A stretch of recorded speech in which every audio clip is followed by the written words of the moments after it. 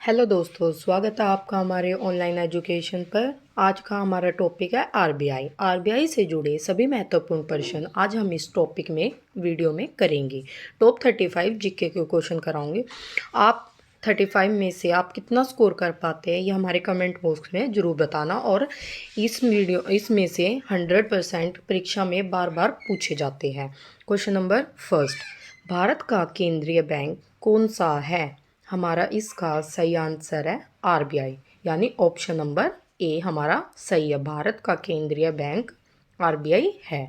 अब चलते हैं क्वेश्चन नंबर सेकंड की तरफ। रिजर्व बैंक ऑफ इंडिया यानी आरबीआई की स्थापना कब हुई थी? हमारा इसका सही आंसर है 1 अप्रैल 1935, यानी कि ऑप्शन नंबर ए हमारा सही आंसर है। भारतीय रिजर्व बैंक ऑफ इंडिया की स्थापना 1 अप्रैल 1935 को हुई थी। चलते हैं क्वेश्चन नंबर थर्ड की तरफ। भारतीय रिजर्व बैंक का राष्ट्रीयकरण कब किया गया था?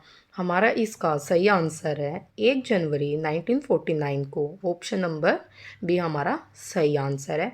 भारतीय रिजर्व बैंक का राष्ट्रीयकरण 1 जनवरी 1949 को हुआ था। अब चलते हैं क्वेश्चन नंबर 4 की तरफ। भारतीय रिजर्व बैंक यानी आरबीआई के प्रतीक चिन्ह में से किसे चित्रित किया गया है? हमारा इसका सही आंसर है option number C, A and B, ताड़ का वृक्ष एंड रॉयल बंगाल टाइगर। हमारा option number C correct answer है। भारत के आरबीआई के जो प्रतीक चिन्ह है उसमें ताड़ का वृक्ष और रॉयल बंगाल टाइगर को चित्रित किया गया है। अब चलते हैं क्वेश्चन नंबर 5 की तरफ। भारतीय रिजर्व बैंक यानी आरबीआई के गवर्नर की नियुक्ति प्रधानमंत्री किन की सलाह पर करते हैं? हमारा इसका सही आंसर है ऑप्शन नंबर सी, वित्त मंत्री। ऑप्शन नंबर सी, वित्त मंत्री की सलाह पर करते हैं। अब चलते हैं क्वेश्चन नंबर 6 की तरफ। 2024 में भारतीय रिजर्व बैंक यानी आरबीआई के गवर्नर कौन थे? हमारा इसका सही आंसर है शक्तिकांत दास। वर्तमान में कौन है रिजर्व बैंक के governor? Shaktikanta Das. Option number ए हमारा सही आंसर है। अब चलते हैं क्वेश्चन नंबर 7 की तरफ। शुरुआत में भारतीय रिजर्व बैंक यानी आरबीआई का केंद्रीय कार्यकाल कहाँ स्थापित किया गया था?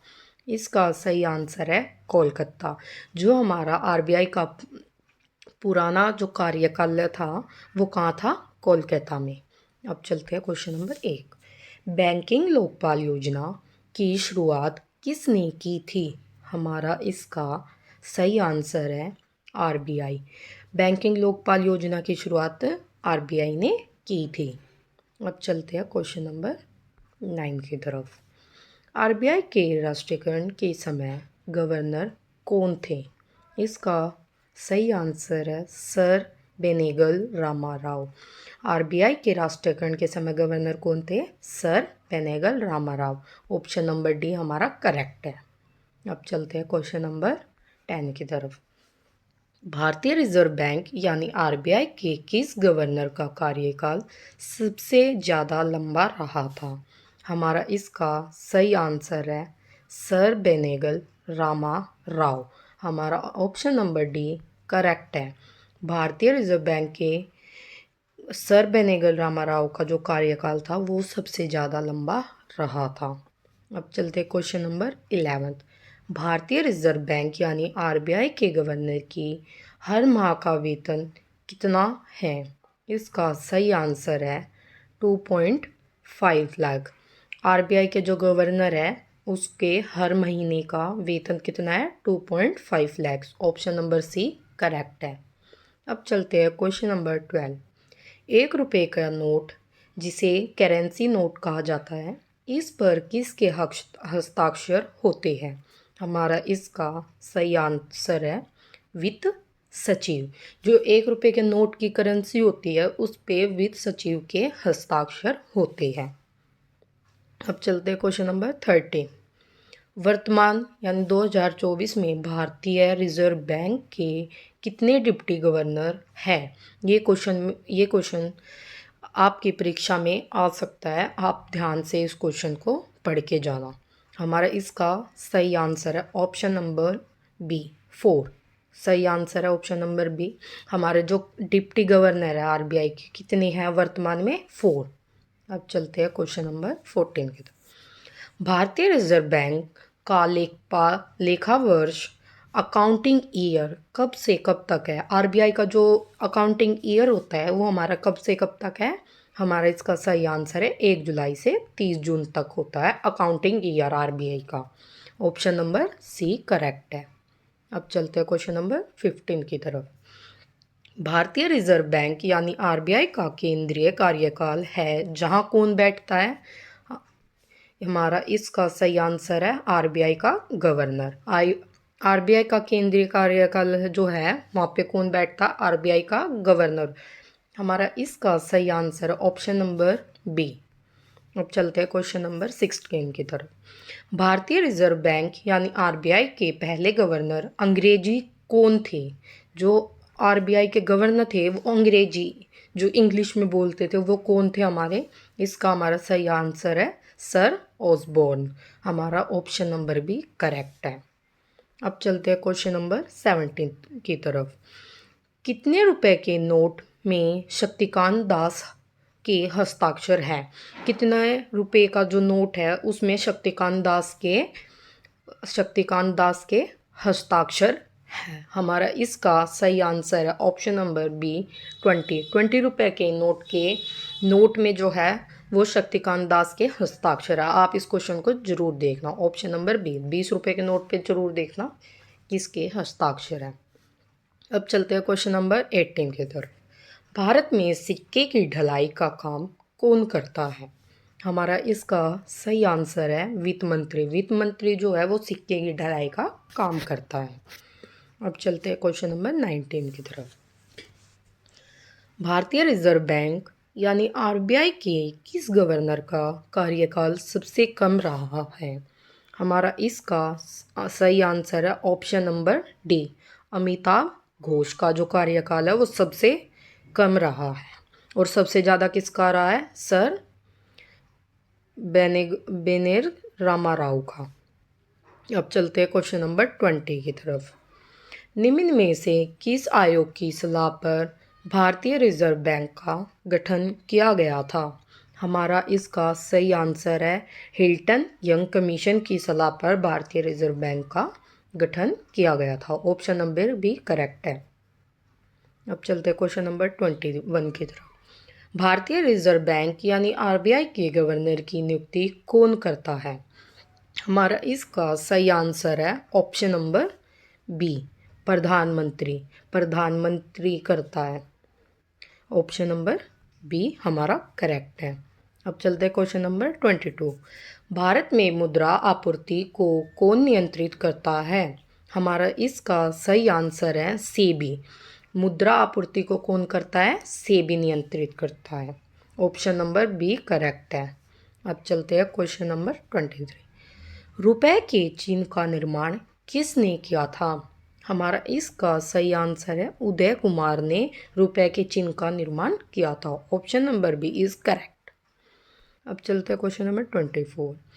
भारतीय रिजर्व बैंक यानी आरबीआई के गवर्नर का कार्यकाल कितने वर्षों का होता है? हमारा इसका सही आंसर है 3 वर्ष। 3 साल का होता है। जो आरबीआई का गवर्नर का कार्यकाल होता है वो 3 साल का होता है। Option number D is correct. अब चलते क्वेश्चन नंबर 25। भारत में सिक्कों की ढलाई का काम कौन करता है? हमारा इसका सही आंसर है ऑप्शन नंबर ए। वित्त मंत्री जो है वो सिक्कों की ढलाई का काम करता है। Option number A is correct. अब चलते 26। आरबीआई द्वारा निर्धारित वर्तमान रेपो दर क्या है? फरवरी 2024 तक की बताई जा रही है। इसमें जो आरबीआई की वर्तमान रेपो दर है वो इसका हमारा सही आंसर है 6.5%। 6.5% हमारी रेपो दर है। Option number C correct answer है। अब चलते हैं क्वेश्चन नंबर 27 की तरफ। बैंकों का बैंक किसे कहा जाता है? बैंकों का बैंक किसे कहा जाता है? आरबीआई को। हमारा इसका आंसर है बैंकों के बैंक को आरबीआई को कहा जाता है। Question number 28। आरबीआई के कौन से गवर्नर भारत के वित्त मंत्री भी रह चुके हैं? ऐसा कौन सा है जो भारत के वित्त मंत्री भी रह चुके हैं? आरबीआई के गवर्नर कौन है? हमारा इसका सही आंसर है मनमोहन सिंह जो है वो आरबीआई के गवर्नर और वित्त मंत्री दोनों रह चुके हैं। Option number A is a correct. Question number 29, RTGS की फुल फॉर्म क्या है? हमारा इसका सही आंसर है option number B, real time growth settlement. हम रियल टाइम, ये परीक्षा में ज़रूर पूछी जाती है, आप ध्यान से पढ़ के जाना, आपको दिखने में सिमिलर लगेगी लेकिन ये सिमिलर नहीं है। Real time growth settlement, option number B is a correct. अब चलते हैं क्वेश्चन नंबर 30 की तरफ। आरबीआई का प्राथमिक कार्य क्या है? इसका हमारा सही आंसर है ऑप्शन नंबर डी। आरबीआई है उसका प्राथमिक कार्य क्या है? देश के विदेशी मुद्रा भंडार का प्रबंध करना, करेंसी नोट जारी करना, वाणिज्य बैंकों को विनियमित करना। हमारा जो आरबीआई है, आरबीआई का काम क्या होता है? करेंसी नोट जारी करता है वो, वाणिज्य बैंकों को विनियमित करना, देश विदेश से भंडार मतलब देश विदेश से मतलब जो आ रहा है जा रहा है उनको प्रबंध करना। हमारा इसका सही answer option number D is a correct.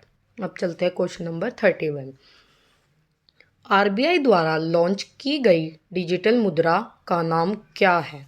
हमारा इसका सही आंसर है ऑप्शन नंबर ए, ई रुपया। आरबीआई द्वारा लॉन्च की गई डिजिटल मुद्रा ई रुपया, option number A is a correct. Question number 32, वर्तमान में आरबीआई का मुख्यालय कहाँ स्थापित है? इसका हमारा सही आंसर है मुंबई में। मुंबई में है आरबीआई का मुख्यालय, option number A is a correct. अब चलते हैं क्वेश्चन नंबर 33, भारतीय रिजर्व बैंक यानी आरबीआई का मुख्यालय मुंबई कब स्थानांतरित हुआ था?